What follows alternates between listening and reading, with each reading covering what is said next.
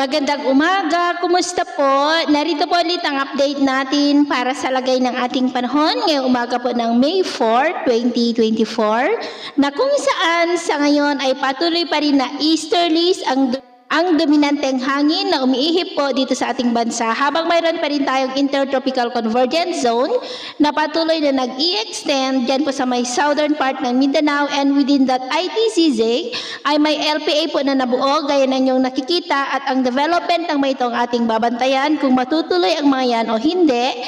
At ito naman ay pinapakita ng forecast model natin pong ginagamit hanggang sa susunod na 2 linggo. At sa lagay ng ating panahon ngayong madaling araw ay maayos ang panahon sa malaking bahagi ng ating bansa, pero may tsansa pa rin ng mga isolated rain sa ilang bahagi ng Polillo Island, Northern Palawan, ilang bahagi ng Masbate, Polillo Island at dyan po sa may Dinagat Island. At mamaya ay sisikat ang araw sa malaking bahagi ng ating bansa, mainit at maalinsangan muli ang panahon, pero may tsansa pa rin ng maulap na kalangitan with isolated rain sa ilang bahagi ng silangan ng Cagayan, Romblon, Northern Palawan at Sulu Archipelago.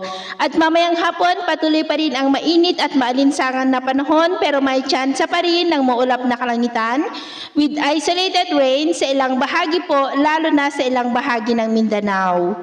At sa atin naman pong mga baybayin, wala naman po tayong nakataas na namang gale warning signals, pero iba yung pag-iingat lamang po kung papalaot tayo para mas makaiwas sa mga sakunang pangkaragatan. So yun po ng latest update natin sa araw na ito. Ako po muli si James na nagsasabing sa kahit anong pagsubok po na darating sa ating buhay, huwag na huwag po tayong mawawalan ng pag-asa. Thank you and God bless!